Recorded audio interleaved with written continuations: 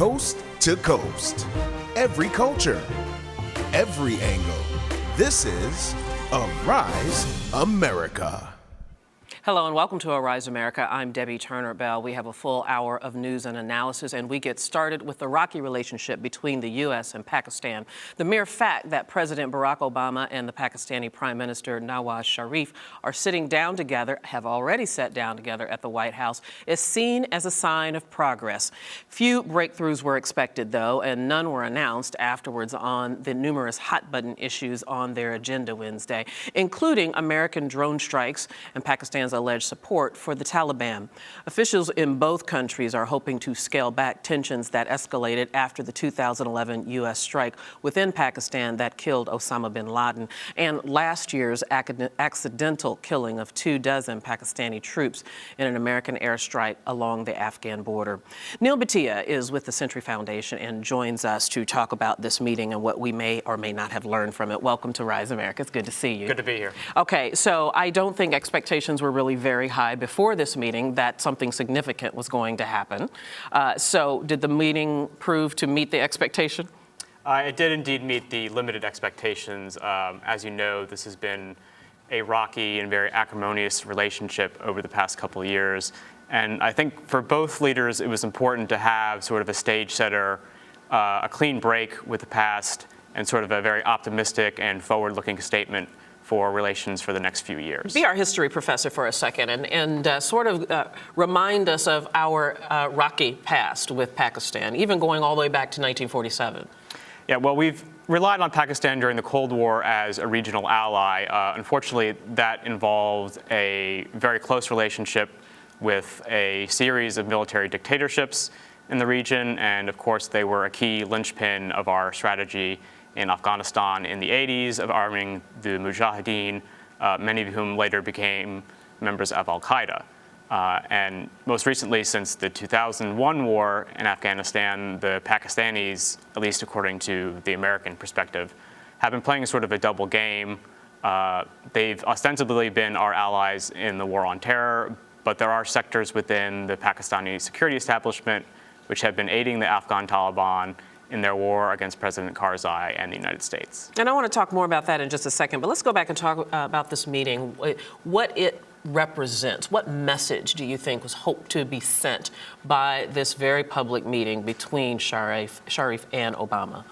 Well, I think it was important for President Obama to meet Sharif, welcome him to the United States, and sort of set up a framework for how relations will be going from here on out. I think if you look at the joint statement, it was important for Obama to underscore the very important democratic transition. This is the first time in Pakistan's history that we've had one civilian government hand over power to another civilian government as a result of a popular election. And I think that's important to underscore. You know, let's talk a little bit about the perception. I want to talk about from both sides. What is the popular perception of the U.S. in Pakistan? I think there are a lot of sour feelings left over from the start of the war in Afghanistan. Many of the Afghan Taliban, many al-Qaeda members obviously left Afghanistan when we invaded, decided to set up shop in Pakistan. And that's caused a sort of series of second-order effects within Pakistani society. You've seen the introduction of suicide attacks, which before 2001 were unheard of in Pakistan. You've seen a growing radicalization of many in Pakistani society, and a lot of that is due to the instability in neighboring Afghanistan. Indeed, and I would imagine that some of the sentiment against the U.S. has to do with the U.S. drone policy and the drone strikes. Of course, Sharif has condemned them, so that he wanted to talk to the president about them. But is there any chance that this meeting would influence our policy, or the U.S. policy on drone strikes? Not immediately. I think what's important to understand is that the United States, bottom line, considers drone strikes in places like Pakistan, in places like Afghanistan, to be an important part of our counterterrorism strategy. And over the years, we've sort of done an under-the-table arrangement with the Pakistanis where we conduct these drone strikes.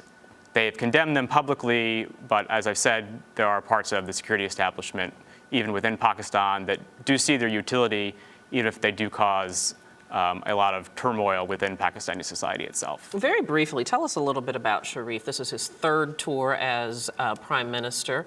Tell us what kind of leader he is, how he will influence the relationship between U.S. and Pakistan. Well, he's certainly a very resilient man. As you said, he was overthrown the second time he was prime minister by the Pakistani military in 1998. He was forced into exile in Saudi Arabia, and he returned only in 2007. And he is one of Pakistan's richest political leaders. His family is very well connected with the steel industry, and his power base is in the most populous province in Punjab.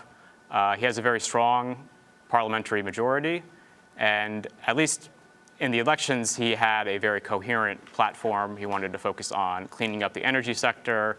He wanted to focus on economic growth. And the question remains to be seen how much leverage he can actually bring to the reforms that he's laid out so far. Yeah, that is indeed the question. We'll stop it right there. Neil Bhatiya, thank you so much. Thank you. Good to see you.